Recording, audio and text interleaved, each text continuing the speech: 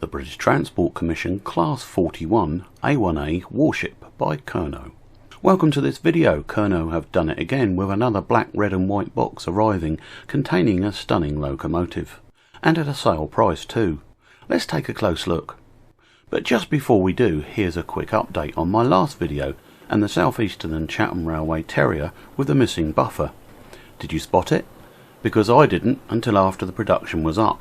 Anyway, a full-scale hunt took place and I did find the buffer and reattached it, as you can see. But don't lose your buffers because you won't get a spare. I tried and nobody could help. Back to our warship. The model is seen in as delivered condition, painted in all over Brunswick green with disc headcodes. It was very interesting for me as I was sure these locos were Cocos, having not paid much attention in the past. Now I know that they are A1A, with the middle axles unpowered, just like the Class 31s. Kernow's model is excellent and even appears to model the middle axle wheels at a smaller diameter than the driving wheels, which is correct, so full marks for attention to detail. Fitting the details pack was for me far from easy. Yes, all the parts fitted into their correct places, which is a huge bonus, take note other manufacturers. While it was not possible to fit all the buffer beam details due to interference with the coupling, I did manage to fit a fair number of them. However, the real hardship when it came to fit their headcode discs. Oh my god, what a faff. I was suddenly transformed into an elephant wearing boxing gloves trying to thread a needle. Kernow says to use tacky wax to fit these, which is okay for the blanking disc, but not for the open ones where the light shines through. The only option being tiny amounts of superglue around the loco's lamp and to the left side of the disc where it touches the body. Trying to hold the model face up while fitting these with ever increasingly shaky hands was a nightmare. I did one end and gave up with the other. The model's running abilities were stunning right out of the box, and after the running in period it was drawing around 70 milliamps, which is really good. As you can see, there is incredible detail with legible plates and signs well printed.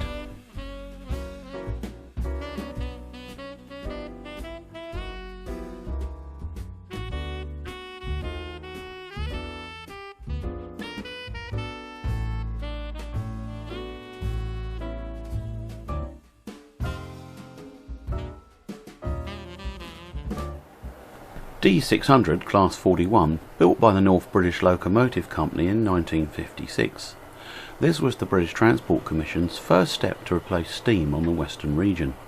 D600 Active first appeared in 1957 on trials in Scotland. On the 4th of December that year it was handed over to the BTC and started tests from Swindon. In January 1958 driver training started in the Bristol area. Active was joined by classmate D601 Ark Royal in March 1958.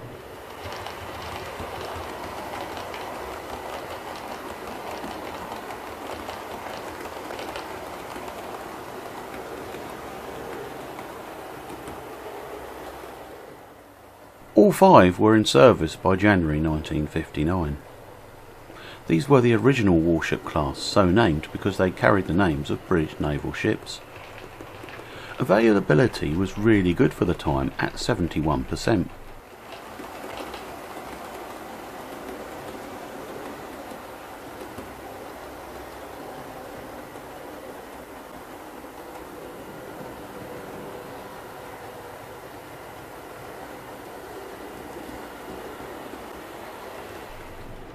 The engines were NBL MAN L12V1821S. Each producing 1000 horsepower, with of course hydraulic transmission to the driving wheels. Top speed was 90 miles an hour with 50,000 pounds tractive effort. For a total of 2000 horsepower, these were powerful, fast locomotives.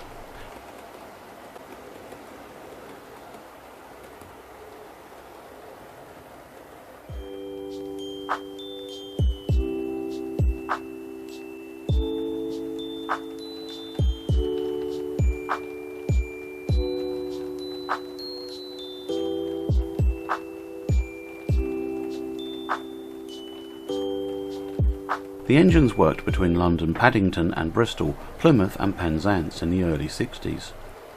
joined in 1958 by the production D800 warship class. That's the BB class that we all know so well.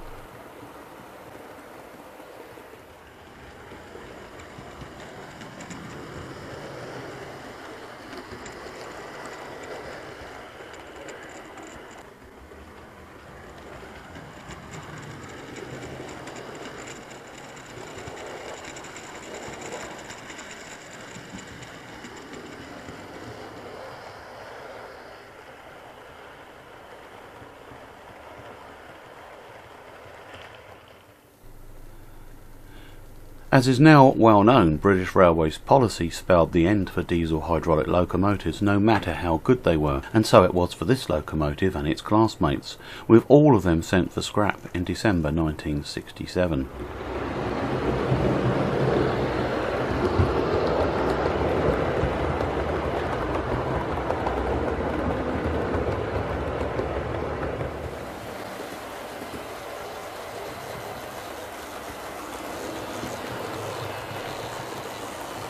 D600 did hang on until March 1970, and we very nearly had a preserved loco in the form of D601 Ark Royal, but this failed and she was cut up in 1980. The locomotives had a very sturdy chassis, often said to be built like tanks. They could work in multiple with each other or the Class 22s.